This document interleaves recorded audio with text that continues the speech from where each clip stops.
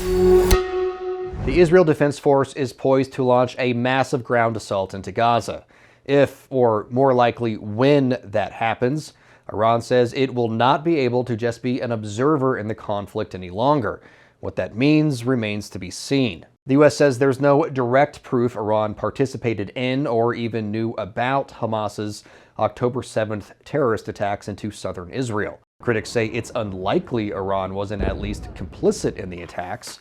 The Wall Street Journal reported Iran helped Hamas plan the massacres over the course of several weeks. The U.S. and Israel say Iran's support of Hamas is to further one goal: the destruction of Israel and the Jewish people. The current conflict could set the stage for a multi-front war between Israel, Iran, and its proxies in the region. Iran backs Hamas in Gaza, and Hamas's influence is growing in the West Bank, another self-governed Palestinian territory. There's been some fighting in the West Bank recently, but nothing to the scale of what's happening in Gaza. Iran also supports Hezbollah terrorists in Lebanon, and there are reports troops from Iran's elite Islamic Revolutionary Guard Corps are being called in from bases in Syria to mass near the border with Israel. Facing an enemy on four fronts is daunting for any force, but Israel's government says it is united in its cause to root out Hamas once and for all from Gaza. So far, that's been limited to mostly airstrikes on known command centers, weapons depots, and other Hamas-affiliated buildings, residences, and underground terror tunnels. But by all indications, a ground invasion of Gaza is imminent.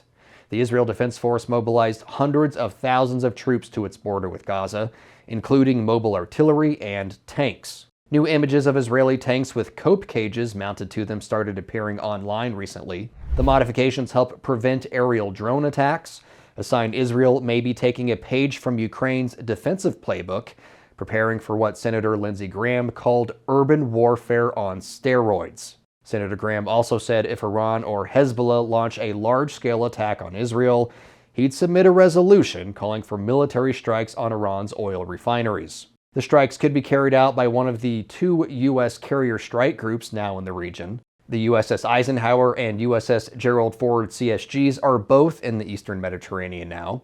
The nuclear-powered carriers are accompanied by several guided missile destroyers. The carriers can serve as command centers for intelligence gathering and help in humanitarian missions, but make no mistake, sending two carrier strike groups to the eastern Mediterranean is meant to send one message to Israel's enemies: stay out. The Pentagon says it has no plans to put U.S. troops on the ground in Israel, but with the massive amount of firepower sailing off the coast, boots on the ground may not be necessary. Guided missiles and fully loaded fighter jets could perform a host of missions without ever needing to step foot on any land, Israeli or otherwise. While we don't know exactly when the ground invasion will start in Gaza, if we take the governments of Iran, Israel, and the U.S. at their word, the war between Israel and Hamas will escalate into a wider conflict that will no doubt have global, generational consequences. Thanks for watching. Straight Arrow News is on a mission to bring you unbiased, fact-based reporting, and we're succeeding. 2 leaders in media bias monitoring talk to viewers just like you and confirm we're delivering the news right down the middle. So if you prefer a source that gives it to you straight, catch all the unbiased content at san.com.